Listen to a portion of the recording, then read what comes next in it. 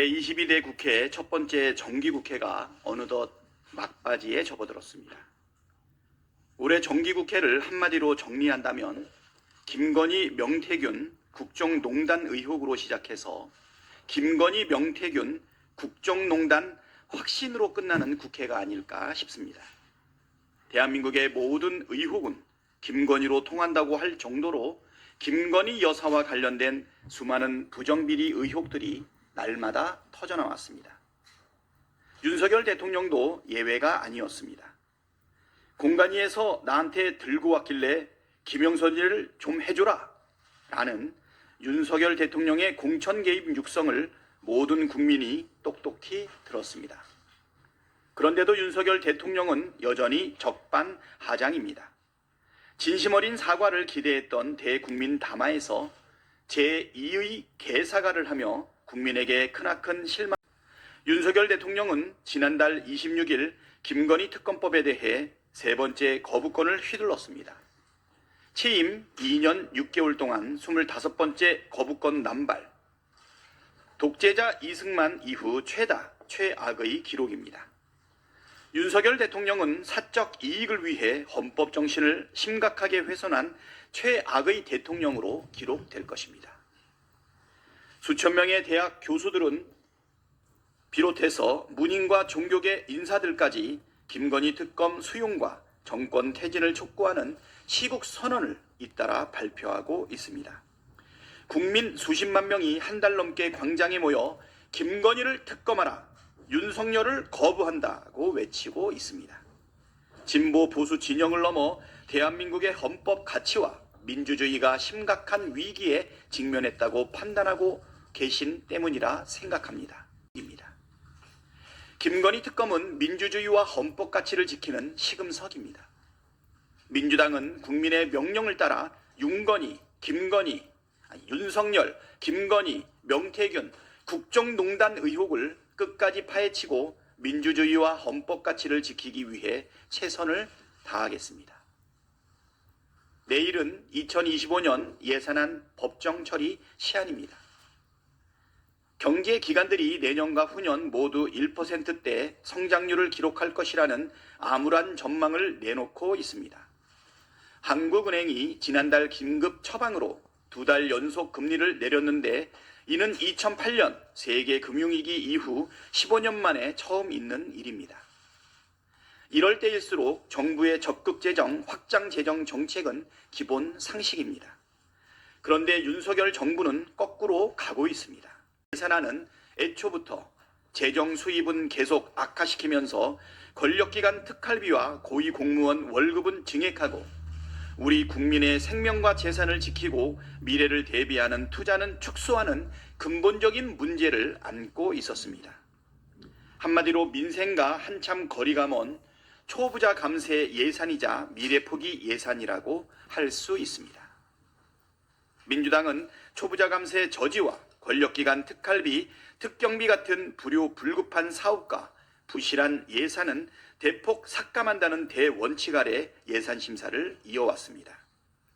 특히 대통령 비서실과 검찰, 감사원, 경찰청 등이 증빙 자료도 없이 흥청망청 탕진하는 특활비, 특경비는 삭감한다는 일관된 원칙을 견지했습니다.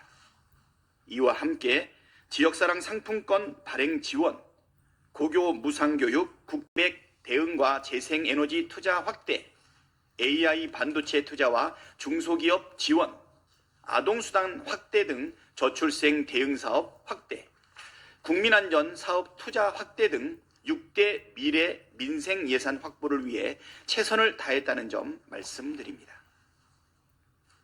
그러나 여당과의 합의가 불발되고 기재부가 증액에 동의하지 않아 부득이하게 법정 시한인 내일 본회의에 감액 예산안을 상정하기로 하였습니다. 예산결산특별위원회에서 정부 예산안 중 총 수입 0.3조와 총 지출 4.1조를 감액한 안을 의결했습니다.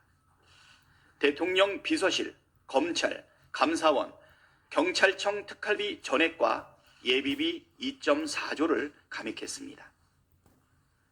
여당에서는 이를 두고 방탄 예산이라고 역대 정부에서 예비비는 1.5조 원 이상을 사용한 예가 없는데도 윤석열 정부는 무려 4조 8천억 원이나 편성했습니다.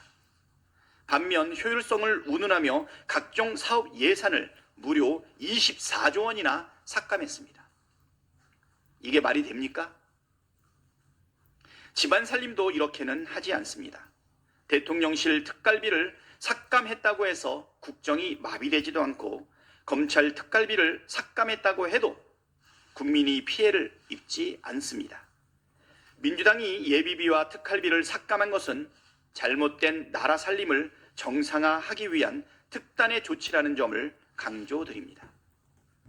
민주당은 예산 부수 법안도 내일 본회의에서 처리할 방침입니다. 2년 연속 역대급 세수 결손이 이어지고 있는 상황에서 정부가 낸 새 법안은 고 있습니다. 민주당은 초부자만을 위한 감세에 동의할 수 없습니다. 그 어느 때보다 정부의 적극적인 경제 성장 전략과 민생 회복을 위한 적극 행정이 필요한 시점인데 정부 정책은 이에 역행하고 있습니다. 이 자리를 빌려 초부자 감세를 위해 민생과 경제를 파탄내고 있는 윤석열 정부와 여당의 태도에 강력한 유감의 뜻을 밝힙니다.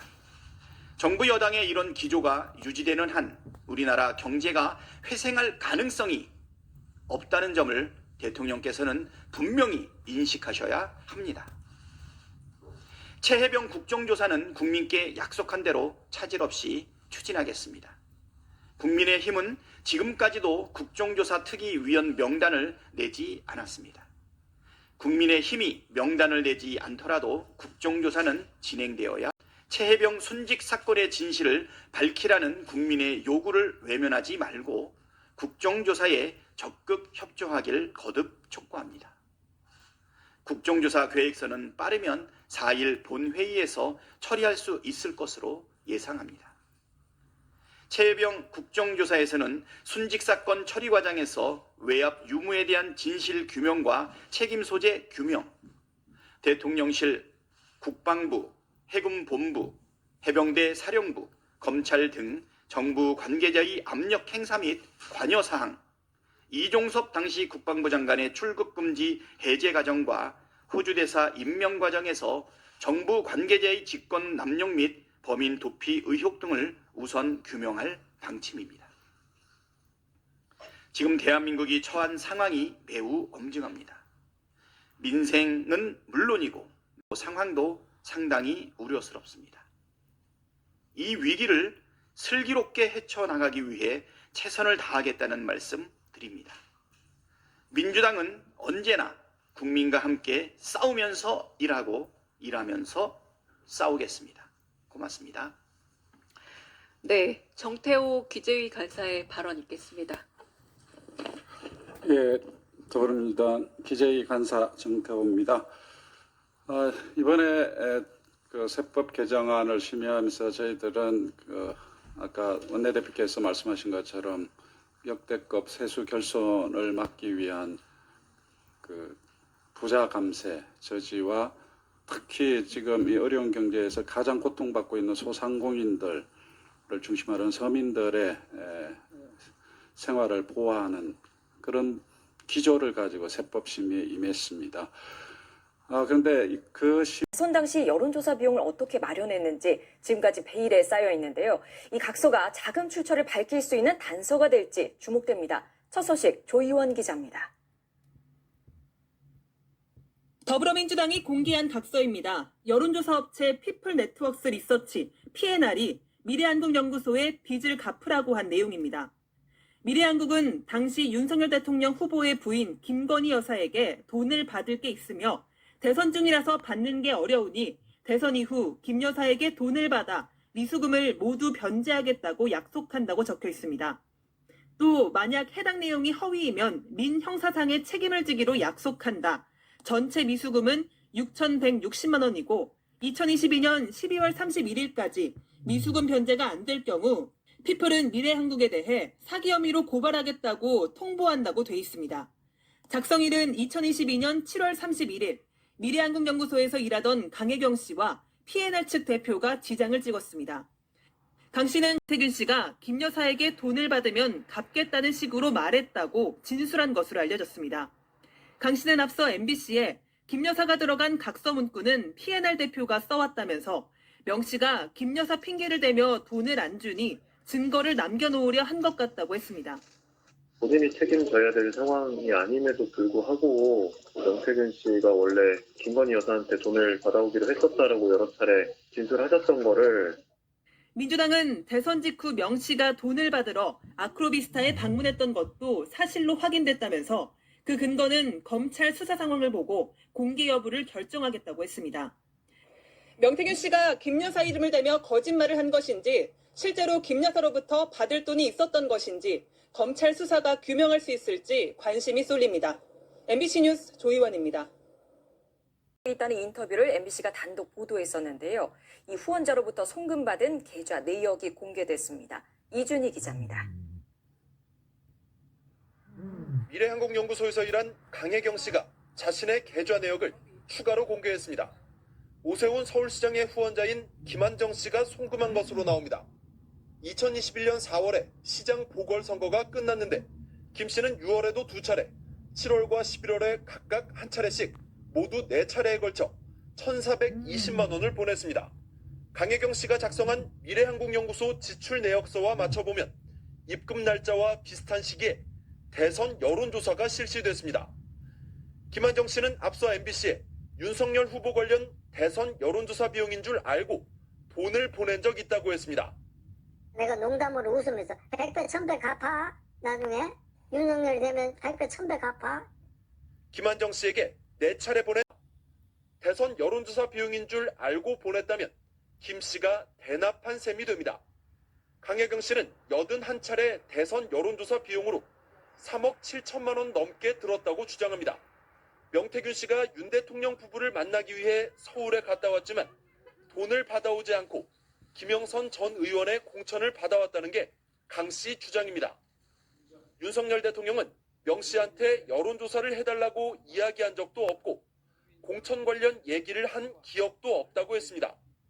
무상이나 제3자가 대납한 여론조사 결과를 받았다면 받은 쪽도 준 쪽도 정치자금법 위반으로 처벌을 받을 수도 있습니다.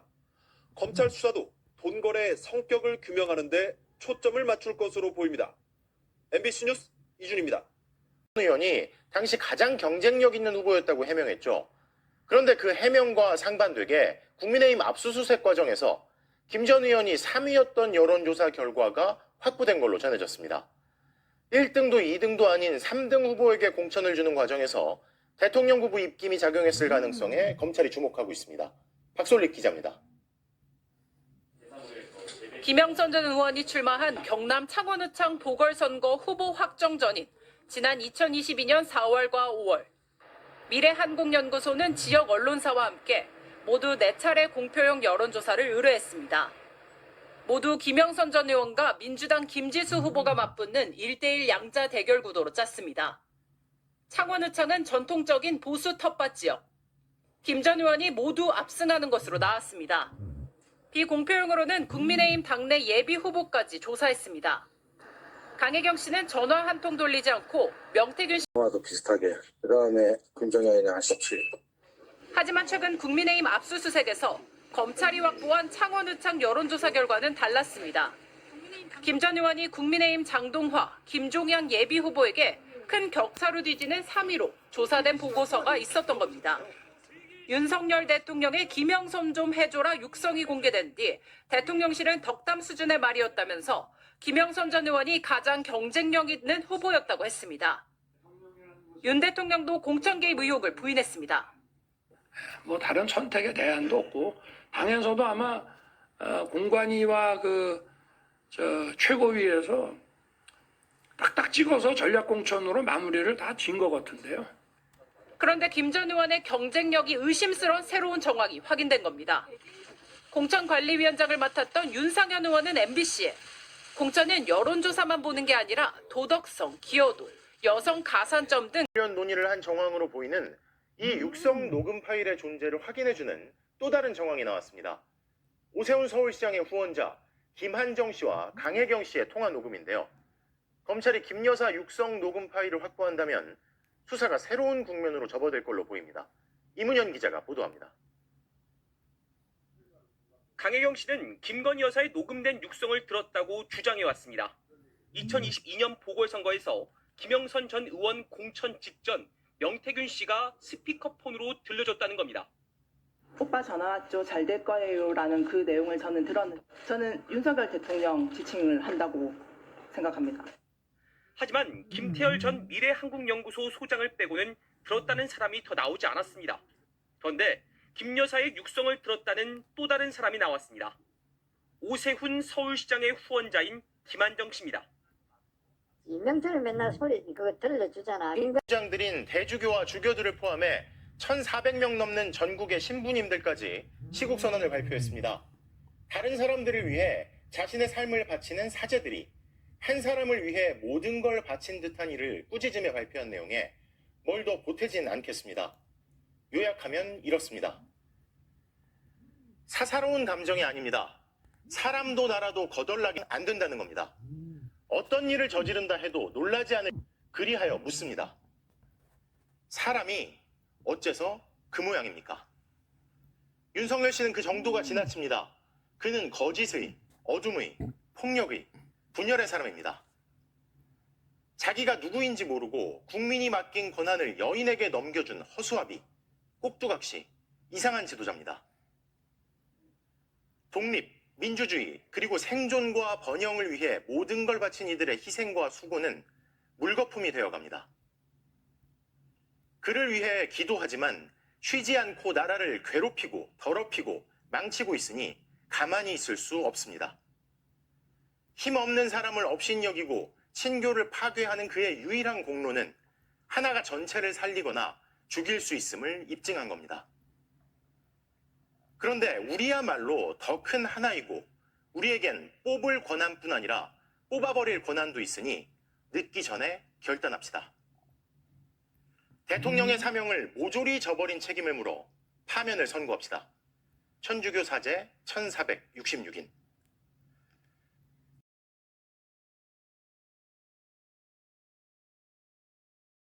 선거의 공정성을 무너뜨리고 민주주의를 위협하는 사기 집단과 이를 확대 재생산하면서 진실을 왜곡하는 거짓 세력들에 대해서 단호히 법적 대응을 시작한다는 사실을 시민 여러분들께 말씀드리고자 이 자리에 섰습니다.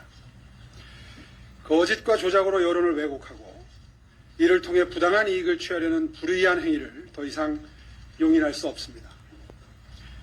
여론조사 조작과 민주주의를 위협하는 사기 집단에 대해서 먼저 말씀드리겠습니다. 최근 명태균과 강혜경은 범죄 사실을 스스로 자백하고 있습니다. 이들은 가중치 조작, 표본 뒤섞기, 이른바 표지가리, 그리고 여론조사 없는 100% 허위 데이터를 만들어내는 등 여론조작의 백화점을 방불케 하는 행태를 보여왔습니다.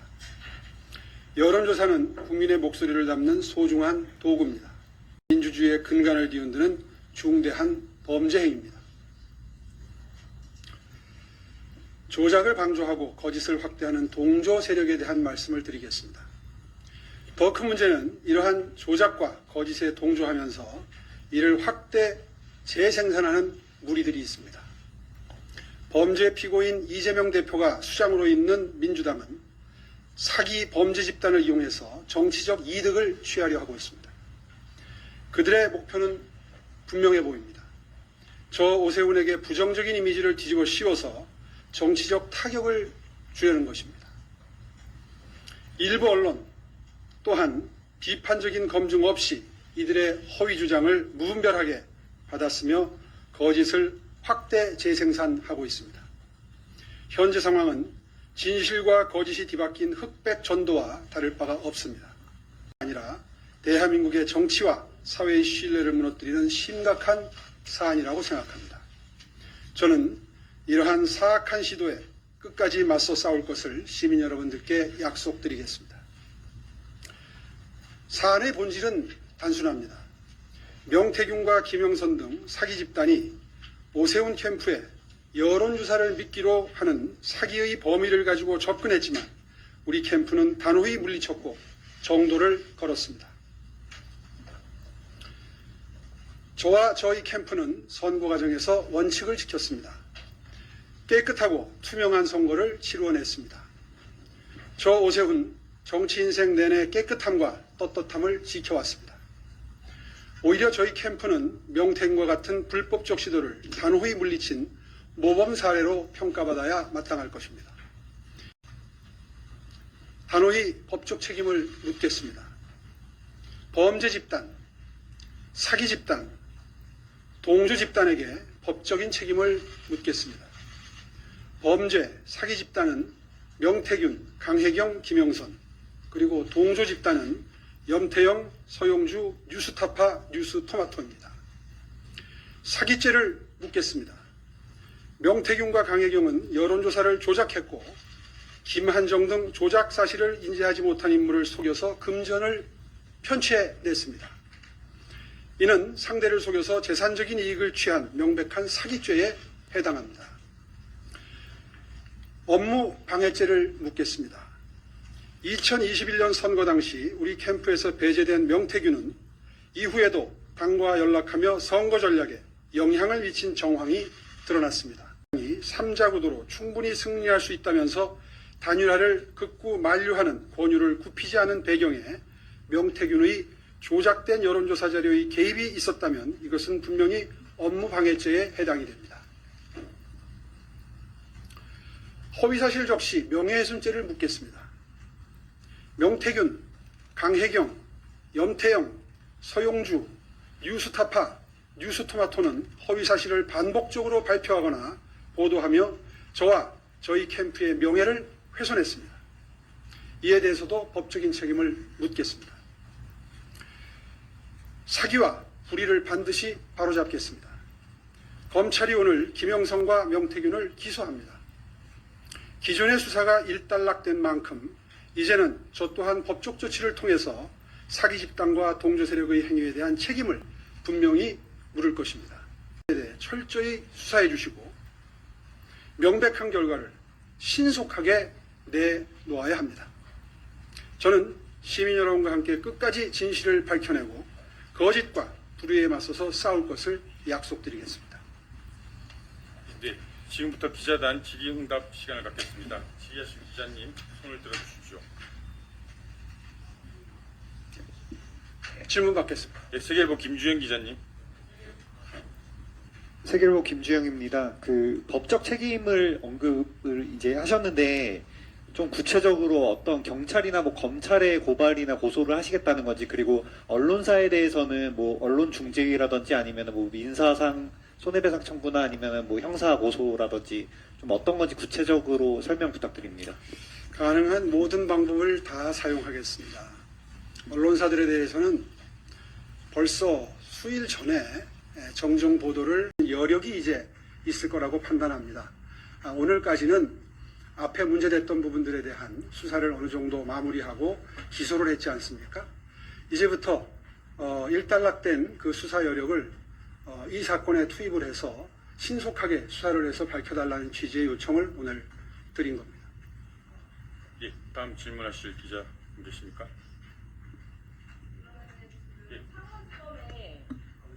창원지검의 어디에 누구시죠? SBS 이현정 기자고요. 네? SBS 이현정 기자고요. 창원지검에 지금 정식으로 고소장을 내셨다는 말씀이신가요? 지금 고소장을 작성 중에 있고요. 여기에 요약본이 와 있습니다. 그 로펌에서 지금 작성 중에 있고요. 오늘 중에 제출할 예정입니다.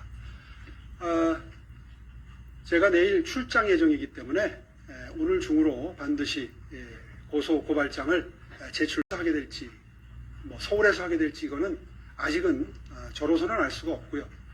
일단 검찰청에 제출을 해서 수사를 가장 용이하고 효율적으로 할 수 있는 곳에서 수사가 이루어질 수 있도록 촉구를 할 생각입니다. 예, 다음 기자님 제 지명을 받고 말씀. 사무실은 경찰이 통제선을 두르고 압수수색을 집행하고 있습니다. 국민의힘 공천 개입 의혹과 관련한 김대남 전 대통령실 선임행정관 녹취 보도 수사 때문입니다.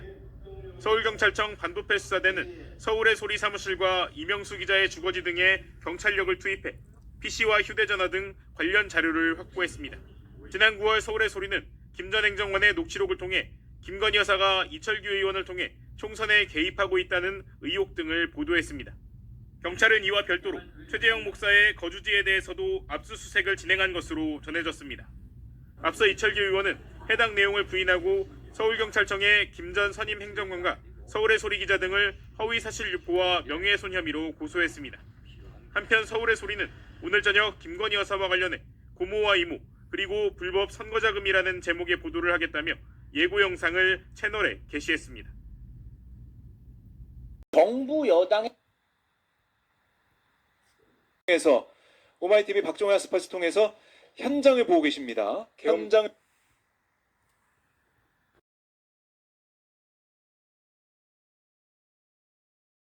분들 정의치해 주시고 임무에 충실해 주십시오. 그대로 복귀해서 자리를 지키고 정의치해 주십시오. 이번 비상계엄은 헌법에 위반되고 법률에 위반됩니다. 헌법에는 전시 비상계엄은 전시 사변 이에 준하는 사태에서 발휘되게 되어 있습니다. 지금이 전시도 아니고 사변도 아니고 이에 준하는 사항도 아닙니다. 국민들이 편안히 생활하는 일상의 밤이었습니다. 이것이 어떻게 비상계엄 사항입니까? 비상계엄 사항은 헌법을 위배하는 것입니다. 이것만이 아닙니다. 계엄법에 의하면은 계엄군이 국회에 들어오는 것도 계엄법의 위반입니다. 계엄법에 의하면 행정부와 사법부회가 혼란일 때 병력을 이용을 해서 안전을 취하도록 사항도 없습니다. 그렇기 때문에 헌법에도 비상계엄이 선포됐을 때는 국회가 열려서 과반의 찬성 이상이면은 해제를 요구할 수 있는 여건입니다. 헌법에도 위배되고 법률에도 위배됩니다. 그리고 우리 국회의원들은 과반 이상에 모여서 계엄에 부당하고 잘못됐다. 그것은 위헌을 판단하고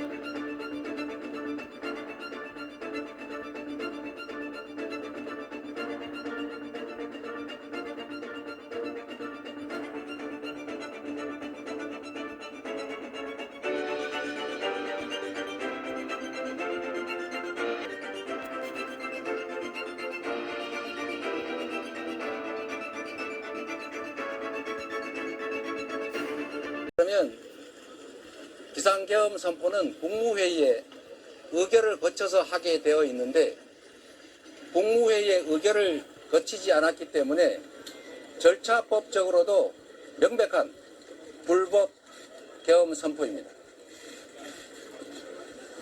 이미 절차적으로나 실체적으로 위헌, 불법이기 때문에 원천 무효이지만 국회가 헌법과 계엄법에 따른 해제 의결을 하였기 때문에 대통령은 이론적으로는 국무회의를 열어 즉시 계엄 해제를 하여야 하지만 이 계엄 선포 자체가 실체적, 절차적 요건을 갖추지 않은 원천 무효이기 때문에 국회의 이번 해제 의결로서 위헌 무효임이 확정. 따라서 원래부터 비상계엄 선포는 위헌 무효이지만 이번 국회 의결로 위헌 무효임이 한 번 더 확인된 것입니다. 계엄 선포에 기반한 대통령의 모든 명령은 위헌, 무효, 불법입니다.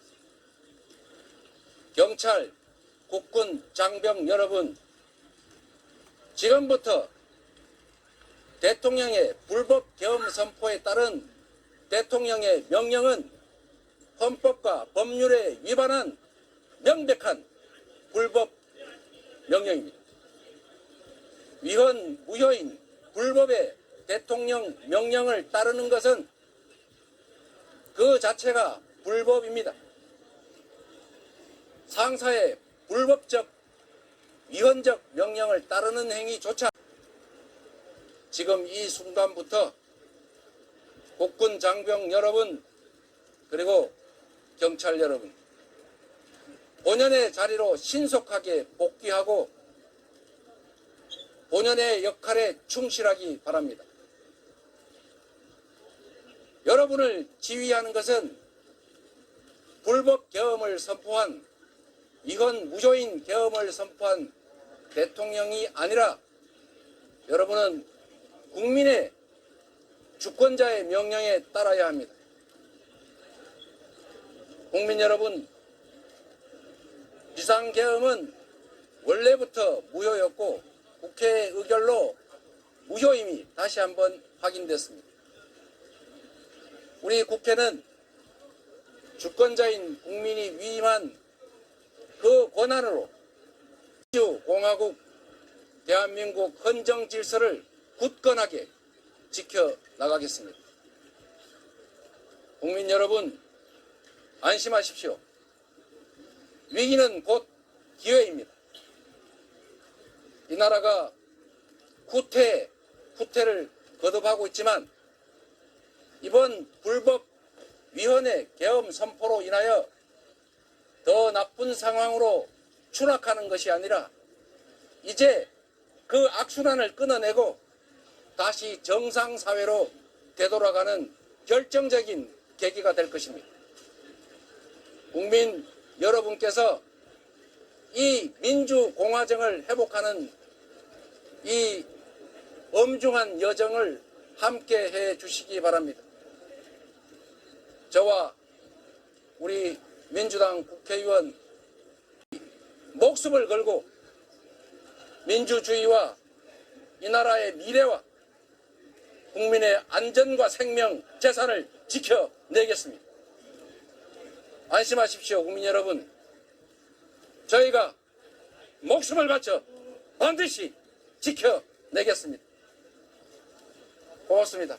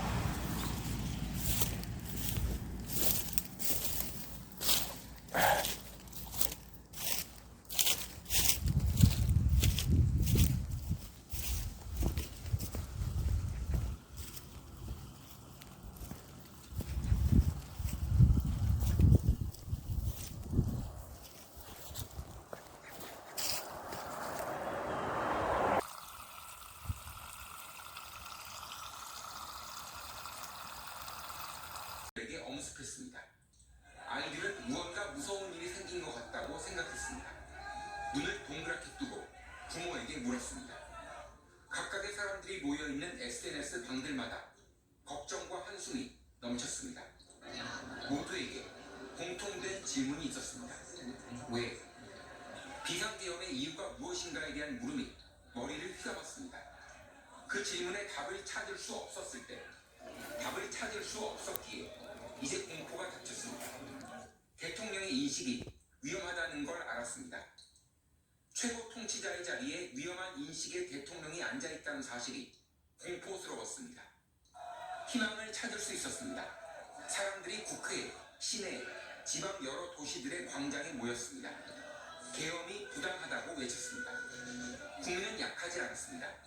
대한민국의 주권은 국민에게 있다는 걸 다시 상기하면서 우리가 쌓아온 계엄 선포에서 공식 해제까지 한밤에 6시간을 지내고 다시 출근길.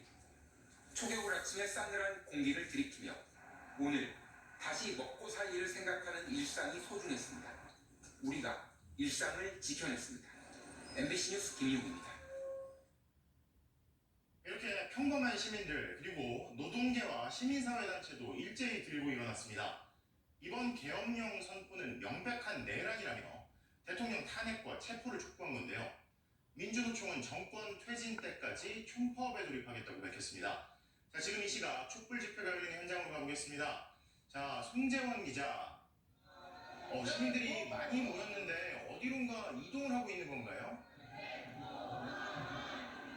네, 정권 퇴진을 촉구하는 촛불 집회는 저녁 6시부터 시작됐습니다. 참여연대 등 시민단체와 민주노총은 물론 이번 비상계엄에 분노한 시민들까지 대거 몰렸는데요. 지금은 광화문 집회를 마치고 제 옆으로 보이는 것처럼 용산 대통령실을 향해 행진하고 있습니다. 어젯밤 참으로 많이 놀라지 않았습니까? 저는 어제 밤을 새우면서 마치 이상한 나라로 가버린 앨리스 같은 느낌, 마치 만화 속에 들어간 느낌이었습니다. 21세기 세계 10대 경제 강국, 문화 강국을 그리고 5대 군사 강국으로 성장하던 이 나라에서 총칼을 든 군인이 사법 행정 권한을 통째로 행사하는 그런 원시적인 나라로 되돌아가는구나. 세상에 웃음이 자꾸 나왔습니다. 이게 사실일까?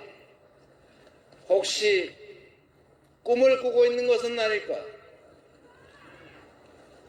이현주 최고위원이 꼬집어 드릴까요? 이렇게 얘기하더군요. 국민 여러분, 이 나라의 주인은 국민이고 대통령, 국회의원이 행사하는 그 모든 권력도 결국 국민으로부터 온 것이고 그 권력은 오로지 국가와 국민만을 위해 사용되어야 합니다. 윤석열 대통령은 이 나라의 지배자가 아니라 이 나라의 주권자인 국민의 충직한 일꾼 모습, 그가 가진 권력으로 국민이 피땀 흘려 낸 세금으로 무장한 총칼 든 군인들을 동원해서 국민에게 총칼을 들이댄다는 이 현실이 믿어지십니까? 참는데도 한계가 있다 했습니다. 이제 더 이상 참을 수도 용서할 수도 없지 않습니까?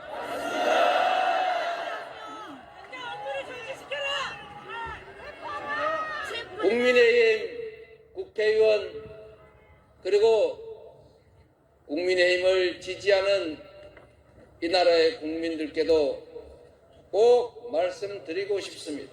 대통령은 정상적이고 합리적인 판단을 하기 어려운 상태로 보여집니다.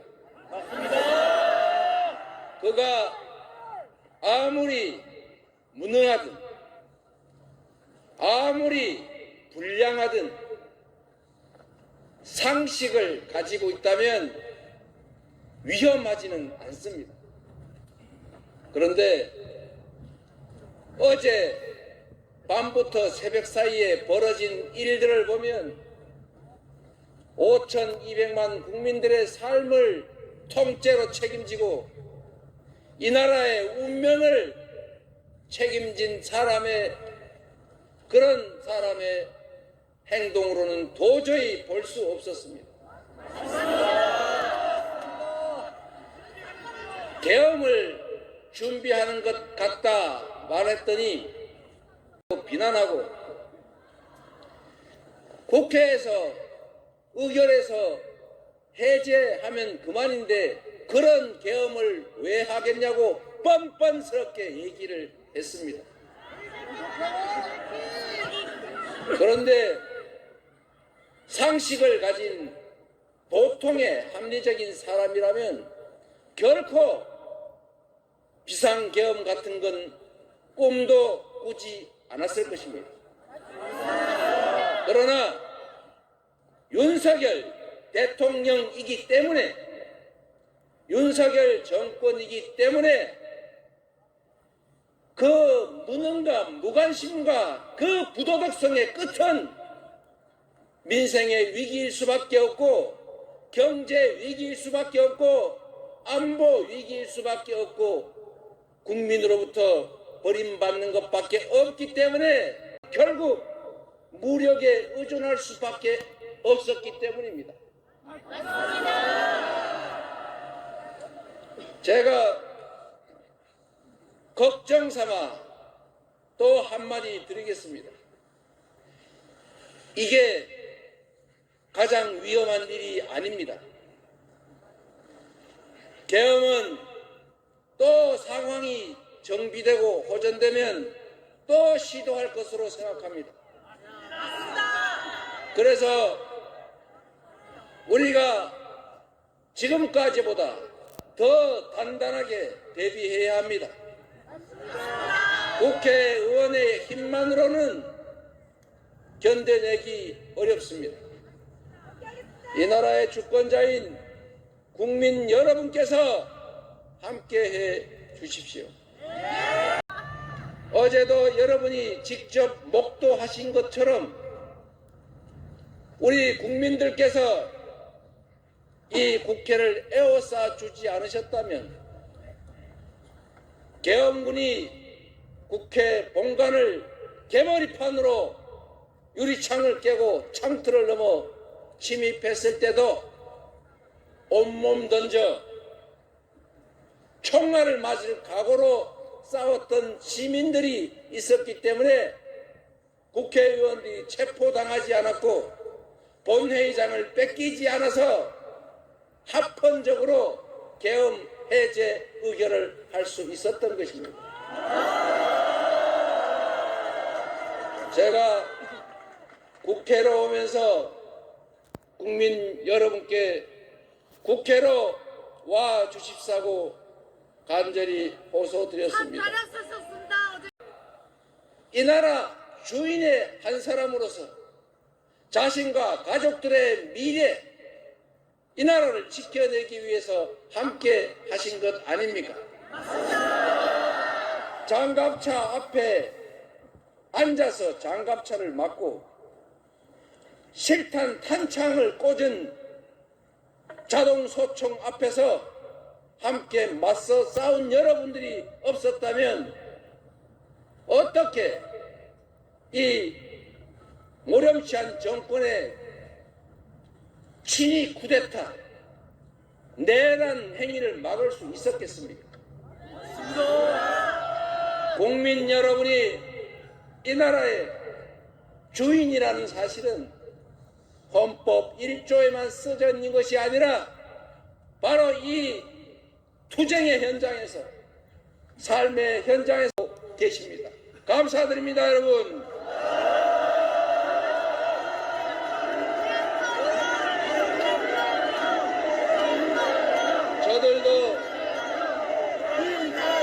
저들도 준비할 것입니다. 한 번 실패했기 때문에 부족한 점을 채워서 다시 시도할 것입니다. 그럴 때 우리 국민들께서 그리고 우리 더불어민주당이 우리 국회의원들이 나서서 반드시 싸워 이길 것입니다.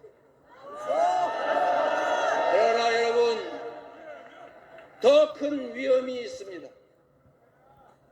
그들은 쉽게 포기하지 않습니다. 바로 위대한 대한민국 국민입니다. 위대한 우리 국민과 함께 반드시 싸워서 가장 빠른 시간 안에 국민이 진정 이 나라의 주인으로 살아가는 그런 세상 함께 꼭 만듭시다, 여러분. 고맙습니다.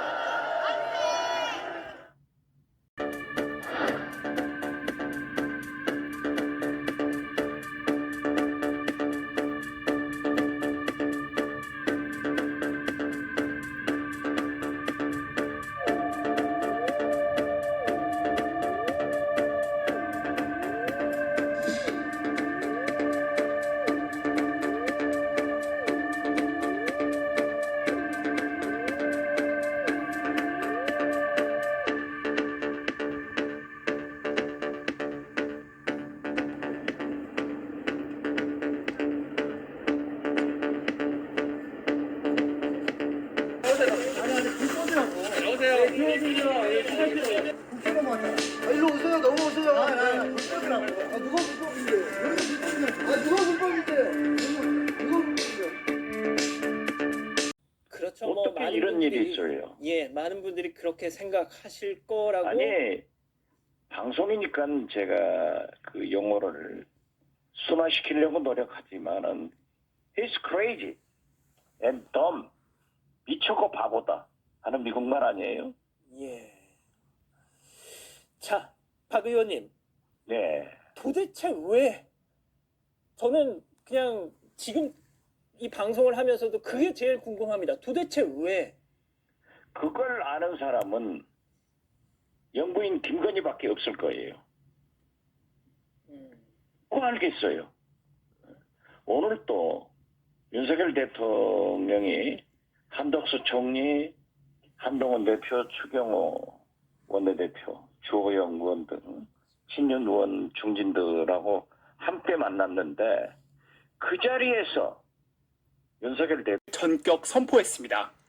파렴치한 종북 반국가 세력들을 일거에 척결하고 자유 헌정 질서를 지키기 위해 비상계엄을 선포합니다. 사실상 계엄 해제 방법은 국회 표결뿐. 일촉즉발의 상황에서 여야 의원들은 긴급히 국회로 향했습니다. 경찰이 출입문을 막아서기 시작했고 미처 들어가지 못한 의원들은 거세게 항의하며 대치를 벌였습니다. 비상계엄 불법 계엄이래. 뭔 소리 하는 거야? 어떤 한테 명령받았길래 이런 소리를 해? 국회의원이 국회에 못 들어가니 말이 돼? 밤 11시 27분 계엄사령부가 포고령을 발표하자 긴장 수위는 더욱 높아졌습니다. 계엄사는 국회의 정치활동과 정치적 결사, 집회 시위도 금지하며 모든 언론과 출판도 통제받으라고 명령했습니다. 군의 움직임도 본격화됐습니다. 무장병력 소총을 든 계엄군이 본청 출입 봉쇄에 나섰습니다. 떨어져, 움직이지 마. 부끄럽지도 않냐? 부끄럽지도 않냐고! 공수부대가 창문을 깨고 본회의장 건물로 진입하려 하자 보좌진과 시민들은 온몸으로 막았었습니다.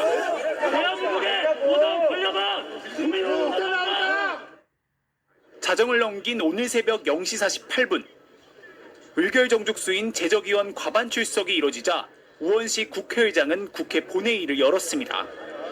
이럴 때일수록 안건의 상정 절차를 지켜 계엄 해제를 요구하겠다고 했습니다. 지금 안건이 안 올라왔어요. 좀 계세요. 국회의장도 마음이 급하죠. 새벽 1시 1분 표결에 참여한 국회의원 190명의 만장일치로 비상계엄 해제 요구 결의안은 가결됐습니다.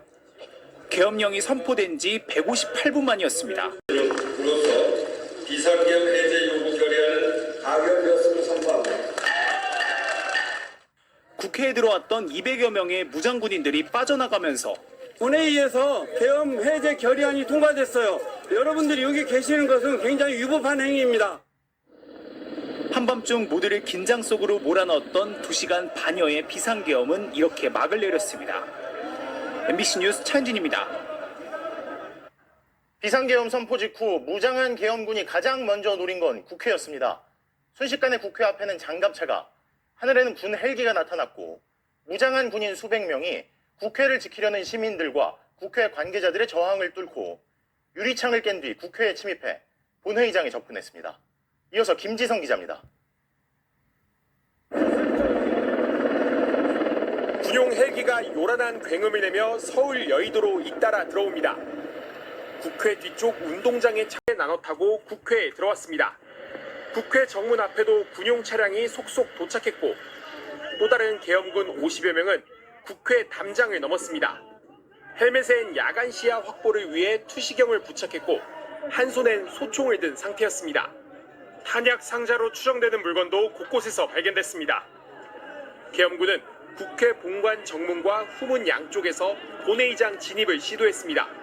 우리 젊은 친구들 그냥 역사적 죄인되면 안 돼 진짜로 정말로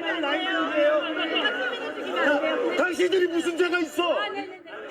극심한 몸싸움이 벌어지는 사이 계엄군 일부는 소총과 망치 등으로 2층 사무실의 유리창을 깨고 난입했습니다.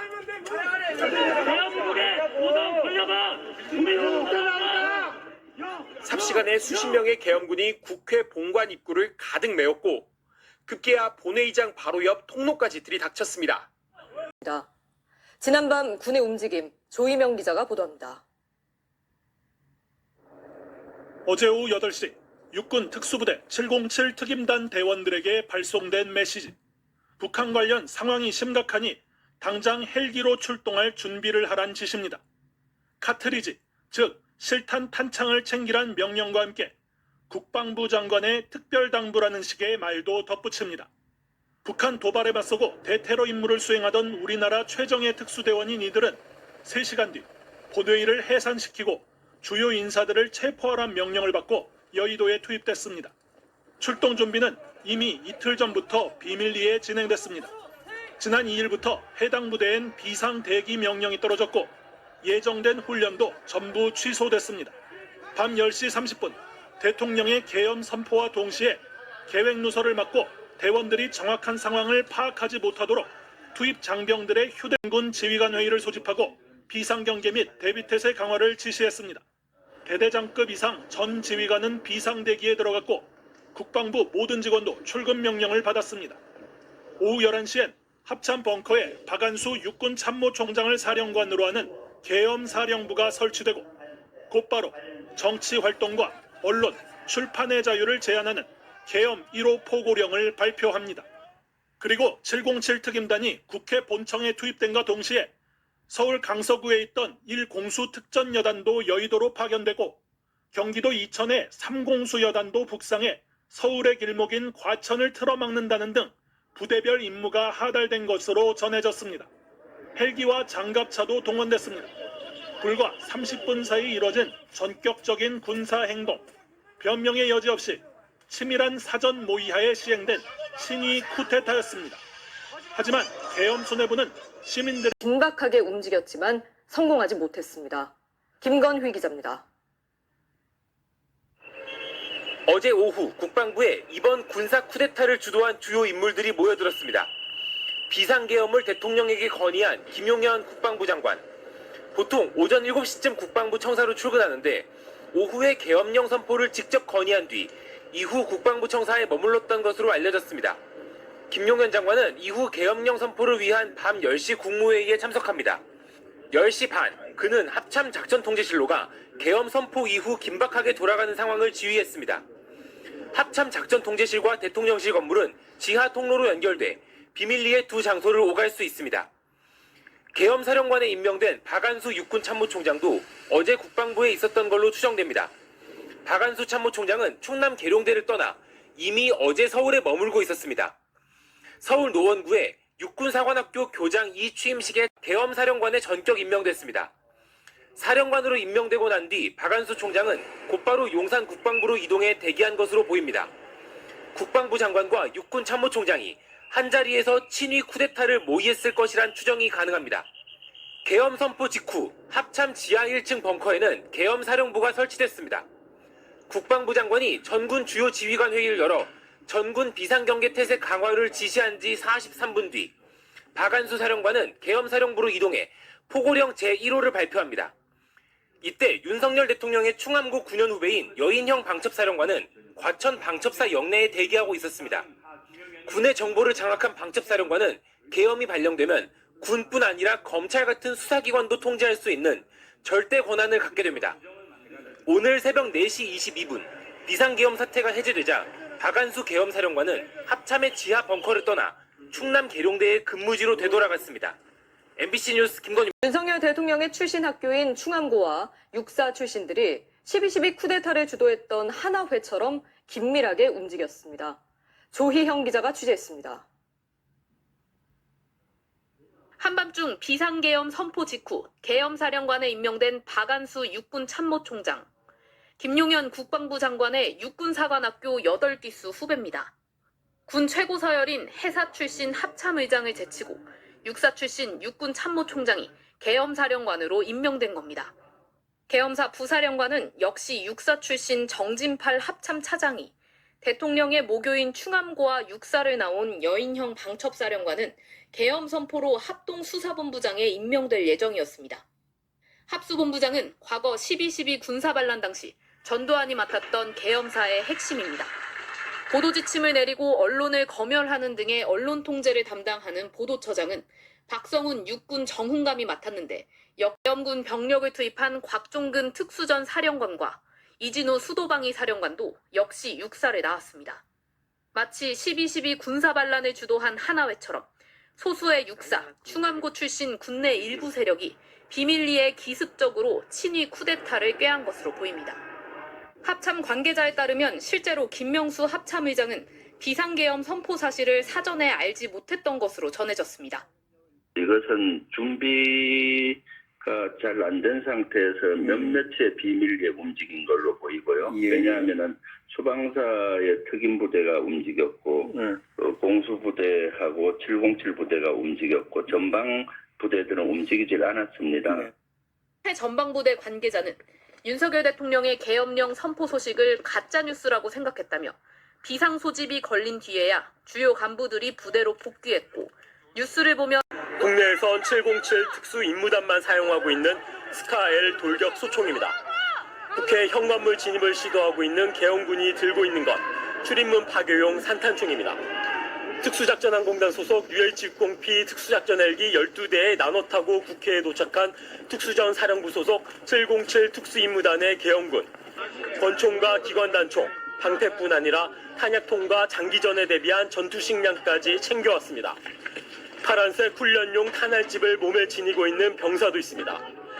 누구를 겨냥하려는 건지 저격수도 있고, 국회 상공엔 헬기가, 문 앞에는 장갑 차량까지 등장했습니다.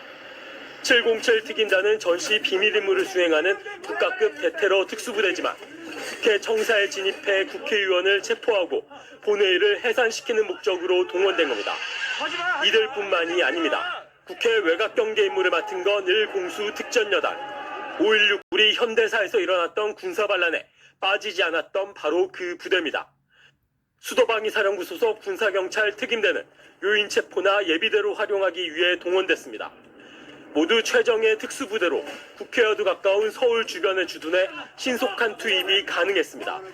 기습적으로 비상계엄을 선포한 계엄 세력이 국회를 단순히 봉쇄하는 것이 아니라 계엄 해제 요구한 결의를 막는 데 사활을 걸었음을 보여주는 대목입니다. 국회 의사결정을 방해하려는 이런 군의 행위는 내란죄로 처벌될 수도 있습니다. 다만 이번에는 12.12 때와 다르게 전방 고병사라는 계엄 세력에 의해 동원되지 못했습니다. MBC 뉴스 이동현입니다. 3인방이 이번 계엄 사태에서도 핵심 역할을 한 것으로 드러났습니다. 박윤수 기자입니다. 지난 3월 김용현 당시 대통령 경호처장이 자신의 공관에서 3명의 군부대 사령관을 만났습니다.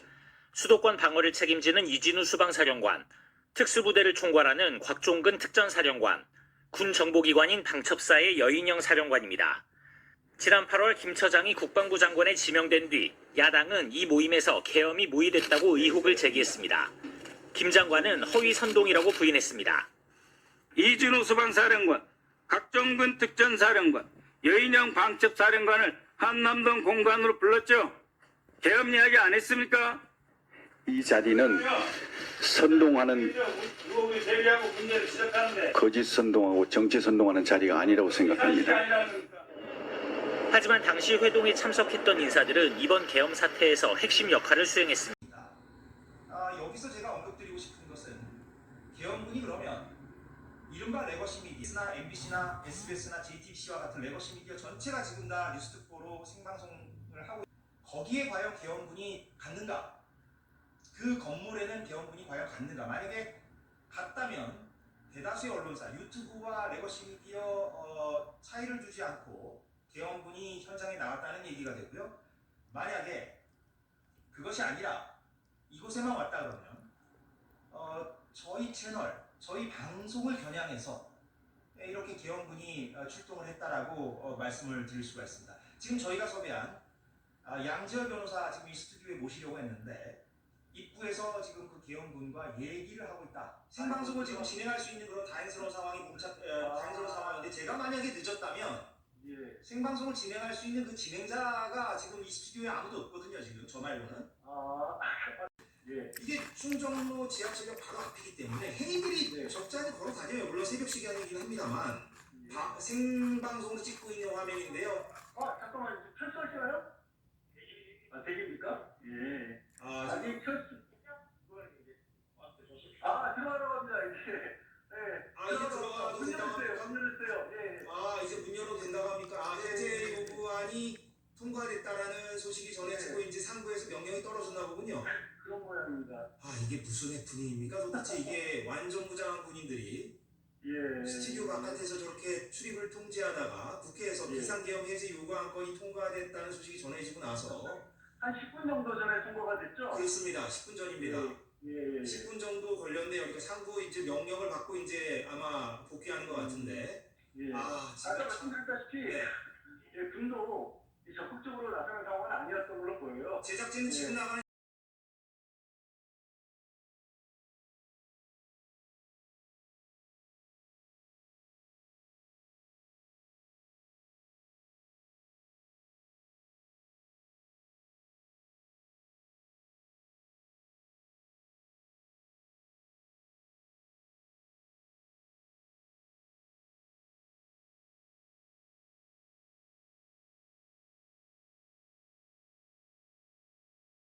저녁 8시에 내려간 겁니다. 그러니까 10시 30분 대통령의 긴급 그 비상계엄 선포 있었지 않습니까? 그 2시간 반 전에 내려간 겁니다. 어디서 내려간 거 문자메시지 보낸 데는 어딘지는 모르시고? 제가 알기로는 707 특임대에서 내린 겁니다. 특임대 여단장이 내렸을 것이라고 봅니다. 저기 보시면은 북한 상황이 심각해서 출동해야 될 것 같다. 라고 하는 거고 헬기를 이동해서 출동을 하는 것 같다. 그 다음에 실제로 어떤 인물인지 구체적으로 말씀 안 하지만 사령관님이 단장에게 정확히 말은 안 했다 하지만 저 문자는 단장이 내린 것으로 그렇게 보고 있습니다. 특임대 단장. 그 사람 대령입니다.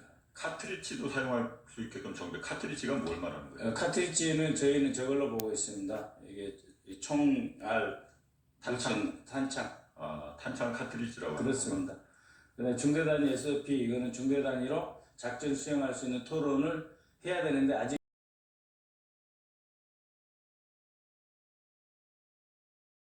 이를 인정하는 감사원법 개정을 추진했습니다. 이는 감사원을 정권의 도구로 전락시키는 행위입니다. 둘째, 감사원의 중립성과 공정성을 훼손했습니다. 비서추자는 감사원장으로서 본인의 역할을 잊고 국민권익위원장 등을 대상으로 사퇴 압박, 표적검사, 표적감사와 편파적 감찰 활동을 자행했습니다. 셋째, 감사원 운영 과정에서 헌법과 법률을 위반했습니다. 먼저 대통령실 및 관저 이전 관련 감사는 시정, 부실 감사로 일관했습니다. 이태원 참사 감사 과정에서는 허위 자료를 배포하여 국민을 속였습니다. 서해 공무원 피격 사건 관련해서는 군사 기밀을 누설해서 국가 안보를 위협하는 결과를 초래했습니다.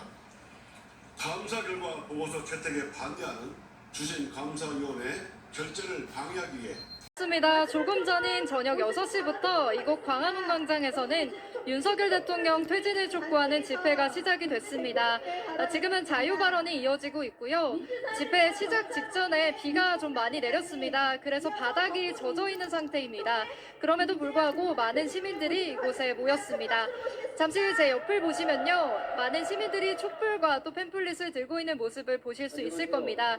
윤석열 퇴진 그리고 내란죄라는 내용들이 적혀 있습니다. 오늘 주최 측에 따르면요. 어제는 10,000명 정도가 참여를 했는데 오늘은 조금 더 많은 인원이 참여를 했다고 하고 이따가 행진 때는 20,000여 명 정도가 참여할 걸로 예상된다고 밝혔습니다. 네, 여러 대학들도 행동에 나설 준비를 하고 있잖아요. 서울대에서는 수천 명이 모였다고요? 네, 그렇습니다. 지금 서울대에서는요, 학생총회가 열리고 있습니다. 서울대생 2,000여 명 정도가 참여했다고 전해드렸는데요. 계엄군은 국회보다도 선관위에 더 빠르게 도착한 것으로 드러났습니다.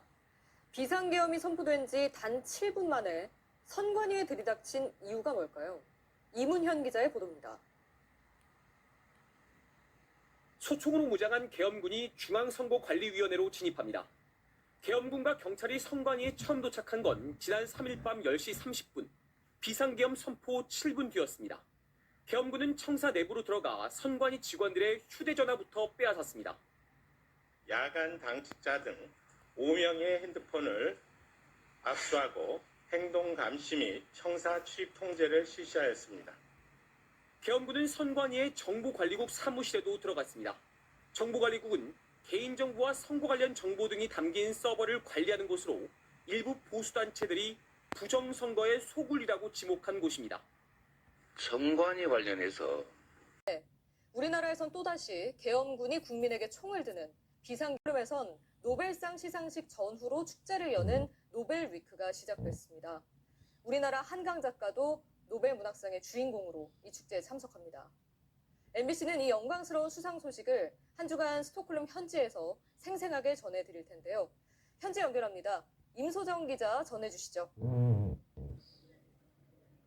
네, 저는 노벨 박물관 앞에 나와 있습니다. 축제라고는 하지만 인류의 발전을 기리는 지성의 축제여서인지 차분하면서도 분주한 느낌인데요. 노벨상 주간의 공식 첫날인 오늘 이곳에선 앞으로 일주일간 열릴 행사들을 설명하는 기자 간담회가 열렸습니다. 노벨 박물관은 역대 수상자들의 성과를 소개하고 소장품도 전시하는 곳이어서 전시물도 관람할 수 있었는데요. 한강 작가를 포함해 올해 선정된 노벨상 수상자들을 상징하는 전시물도 새로 배치됐습니다. 하얀색과 검정색, 구체색의 드레스에 한강 작가 작품 속 구절을 새겨넣은 것으로 현지 대학생들이 디자인을 했습니다. They looked very much into her writing and took inspiration. And she usually writes about really hard problems and the sorrow. So that's why they use the color white. 아시아 여성의 첫 노벨 문학상 수상이기도 하고 한강 작가의 소설이 떠오를 수밖에 없는 계엄 사태로 현지 관심이 상당하다고 들었는데요. 내일부터 한강 작가가 공식 일정을 시작한다고요? 네, 오전엔 한강 작가가 이곳 박물관에 소장품을 기증하고요. 오후엔 노벨상 6개 부문 수상자 중 가장 먼저 기자회견을 엽니다. 노벨상 수상 발표 이후 한강 작가가 공개적으로 취재진을 만나는 건 사실상 처음인데요. 그동안 폭력과 역사적 트라우마에 대한 글을 써온 한 작가가 최근 한국에서 일어난 계엄령 사태에 대해 언급할지에도 관심이 모아지고 있습니다. 조금 전 기자간담회에서 만난 현지 기자들은 한국 취재진에 질문을 하며 관심을 보이기도 했는데요. 직접 들어보시겠습니다. Many we journalists, but also normal citizens, were very surprised. It came like from a lightning, from a clear sky. Since she's also writing about violence and these topics, I think you could expect some comment from her tomorrow. 7일엔 노벨문학상 전통대로 한강 작가가 한국어로 강연을 하는데 표가 일찌감치 동났습니다. 그리고 10일, 우리나라 시각으로 11일 자정이죠. 시상식이 진행됩니다. 전 세계 내빈 약 1,300명이 참석한 가운데 한강 작가가 스웨덴 국왕에게 메달과 증서를 받고 이어지는 만찬에서도 짧게 소감을 밝힐 예정입니다. 지금까지 스웨덴 스톡홀름에서 MBC 뉴스 임소정입니다. 계엄군이 국민에게 총을 드는 비상계엄이 선포됐습니다. 같은 해에 일어난 일이라는 걸 믿을 수 없다는 말들이 많은데요. 스웨덴 스톡홀름에선 노벨상 시상식 전후로 축제를 여는 노벨 위크가 시작됐습니다. 우리나라 한강 작가도 노벨 문학상의 주인공으로 이 축제에 참석합니다. MBC는 이 영광스러운 수상 소식을 한 주간 스톡홀름 현지에서 생생하게 전해드릴 텐데요. 현지 연결합니다. 임소정 기자 전해주시죠. 네, 저는 노벨 박물관 앞에 나와 있습니다. 축제라고는 하지만 인류의 발전을 기리는 지성의 축제여서인지 차분하면서도 분주한 느낌인데요. 노벨상 주간의 공식 첫날인 오늘 이곳에선 앞으로 일주일간 열릴 행사들을 설명하는 기자 간담회가 열렸습니다. 노벨 박물관은 역대 수상자들의 성과를 소개하고 소장품도 전시하는 곳이어서 전시물도 관람할 수 있었는데요. 한강 작가를 포함해 올해 선정된 노벨상 수상자들을 상징하는